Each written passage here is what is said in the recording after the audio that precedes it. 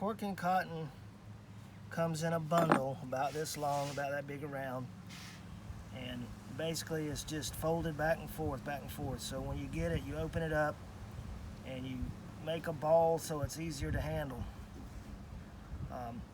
There's a bunch of different ways to do it. What I like to do if I'm on the bottom of a boat, I just throw my cotton ball into the corking box, which is a box that will hold corking irons like this, corking mallet, any other tools associated with that job.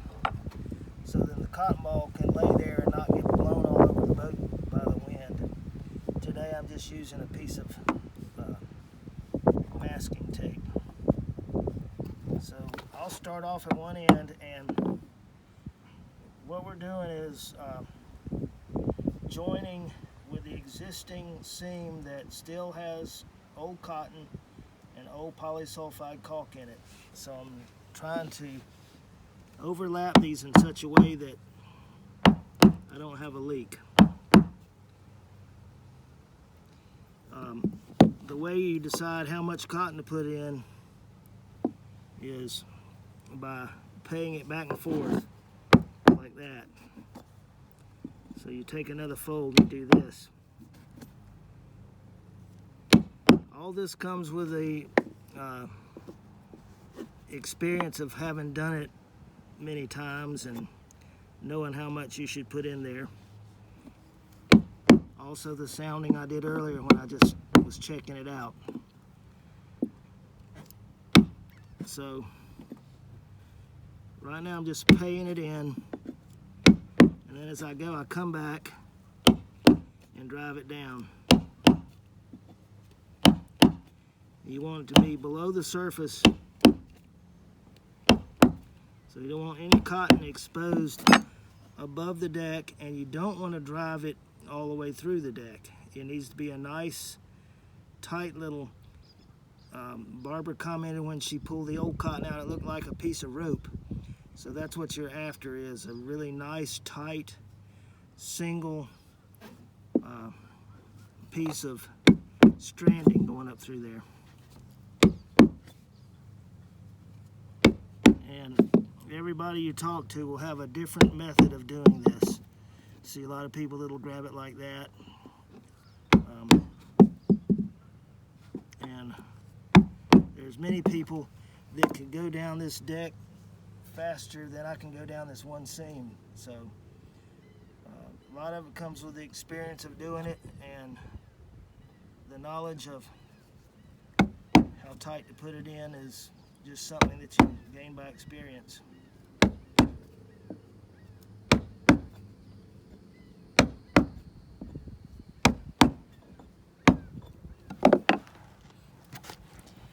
This particular leak is right over Barbara's feet when she's sleeping.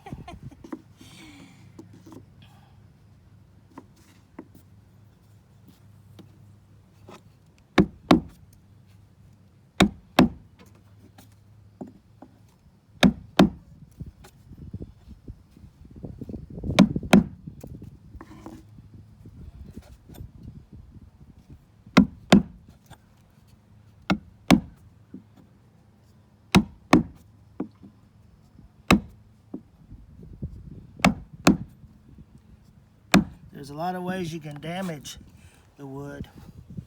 One thing is to make sure that you're always in the seam.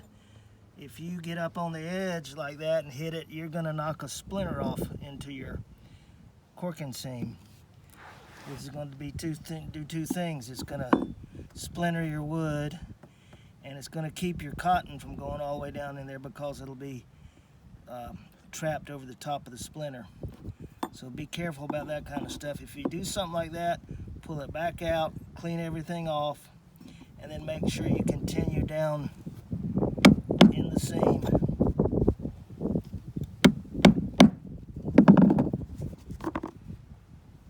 Sometimes you say caulking and sometimes you say corking. Well, caulk comes in a tube.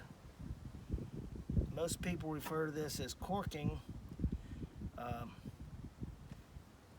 And I don't know where that term originated or why, and it might be because it's similar to putting the cork in a bottle.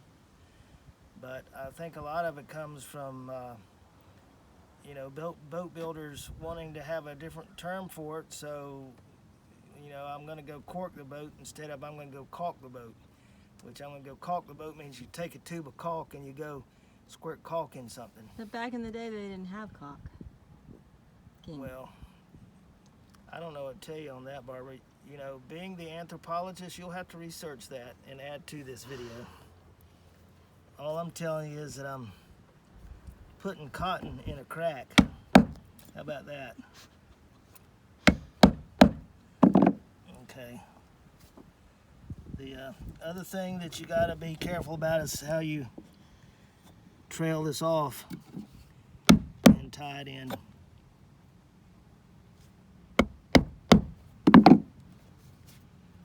You want to pull the cotton till you've got a thinner piece.